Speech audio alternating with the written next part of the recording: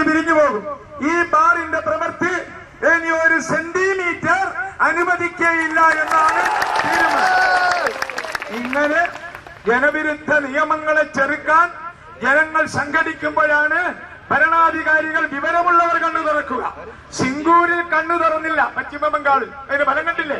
അതുകൊണ്ട് ഇവിടെ പഞ്ചായത്ത് പറഞ്ഞത്രേ ഇതിന് ലൈസൻസ് കൊടുത്തതാണ്, എന്തായാലും ഞങ്ങൾ തുറപ്പിക്കുമെന്ന്. ഞങ്ങൾ പറയുന്നു, ഈ വന്നിരിക്കുന്നവർ ഉത്തമമായ ദൈവവിശ്വാസികളാണെങ്കിൽ എന്തായാലും നിങ്ങൾക്കിത് തുറപ്പിക്കാൻ സാധ്യമല്ല. ഞങ്ങൾ ഈ ചർച്ചയ്ക്ക് പോവുകയാണ്. നിങ്ങൾക്ക് ഇവിടെ ആരെങ്കിലും മുദ്രാവാക്യം വിളിച്ചു തരും. ഒരു പ്രകോപനവും ഉണ്ടാകരുത്.